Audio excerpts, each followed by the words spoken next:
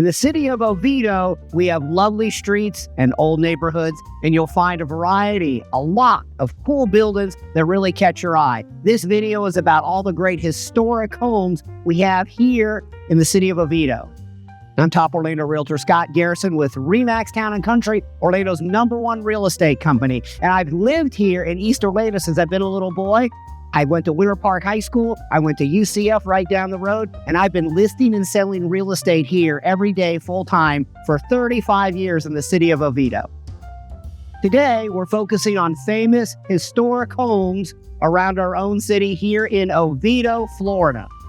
First, the Wheeler Evans House is a real neighborhood standout in architecture. It's a fancy home listed on the National Register of Historic Places, showing off Oviedo's awesome architectural history. So back when electricity wasn't everywhere, this place was super smart and used Delco batteries for power. They even had solar panels for hot water, way ahead of their time in thinking green.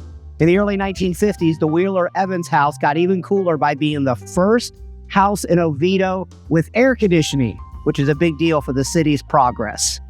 So Oviedo's history isn't just about cool buildings, it's also about the people who made things happen. Benjamin Franklin Wheeler Sr. was one of those folks, and he made a big impact on the city, especially in the citrus business, which we were known for. He showed up in 1889 and got right to work. Buying a citrus grove was just the start of his amazing journey. With the hard work and smart thinking that he had, he turned the Nelson and Company into a big deal in the citrus world. He wasn't afraid to try new things, like using machines to prune trees and growing new kinds of citrus. Wheeler's story is all mixed up with Oviedo's growth, and thanks to him and his home, the business scene really took off. The Wheeler Evans House is a real standout in Oviedo's neighborhood. It's got that classic revival style that really makes it pop. The front of the house is super symmetrical with these cute little gable dormers on the top, big brick chimneys, and fancy eave details. Check out the front porch. It's got these cool Doric columns and leaded glass that give it a really grand feel. Inside, it's just as impressive. You've got dark oak floors, French doors and fancy glass handles, and real detailed moldings. The living room and the library are something else, with these amazing fireplaces and built-in bookcases. Upstairs, there's 5 rooms and 2 bathrooms with old-fashioned sinks and arched openings for showers and tubs. And the furniture? It's from Tar Furniture Company, and it's so elegant with the oriental carpets and the fancy Adamesque style pieces that really fit into the 1900s vibe. Benjamin Franklin Wheeler Sr. played a huge role in making the Oviedo citrus business a big deal, while the Wheeler Evans House is like a fancy time capsule showing off the town's history. Wheeler Citrus also put Oviedo on the map for farming. The house was built or wrapped up in 1928 and still looks super classy with its old-timey style. Together, Wheeler Citrus Gig and the house tell the story of how Oviedo evolved over the years. They're both big parts of Oviedo's past here. So shifting gears to the Brown King House unveils another important chapter in Oviedo's history. This place has been standing tall since the 1800s, witnessing tons of big moments from the town's history. From Oviedo's move from Orange County to Seminole County to other major events, this house has been a silent witness to it all. It's been through some tough times too, like the yellow fever outbreak, and it's seen folks like George H. Brown's rise in politics. Brown's coming and going, along with J.H. King looking after the house, tell stories not just about individuals, but about the whole community. When you put the Brown King House next to the Wheeler Citrus work, you really get a clear picture of Oviedo's past, showing off its spirit and its resilience.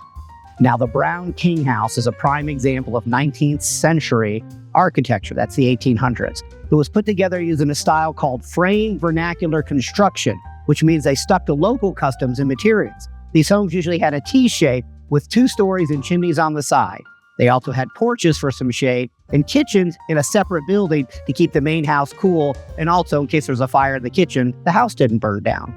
They propped the houses up on bricks or tree stumps to let some air circulate underneath. This style became a hit thanks to changes in how things were built and the info spreading through magazines and trains. The Whitney Walcott House, put together in the late 1800s, is a real showstopper when it comes to Victorian revival architecture. Throughout its story, it's been involved in lots of community projects, and it's had some pretty cool people living there, like the writer Wyatt Wyatt, which adds some extra cultural and literary oomph to the tale. This house sticks to its original style known as F-house vernacular construction, straight from the 1800s. It's lifted up on solid supports and has tall windows to let the air flow through. Built with local heart of pine and local cypress wood, it's tough against termites and the weather for sure. Step inside and you'll find a fancy hallway with a stunning staircase and fireplaces showing off top-notch skills of those builders back then. The porch posts are all fancy and the windows have a lot of little details, adding even more charm to this historical gem. So that's about it for a tour of some of the most prominent Oviedo houses that we have here in town. There's lots more to see, so if you're interested, stay tuned and we'll give you some more. If you want to move to East Orlando, why not call Realtors Scott Garrison and Diana Sacoto, the experienced realtors you already know.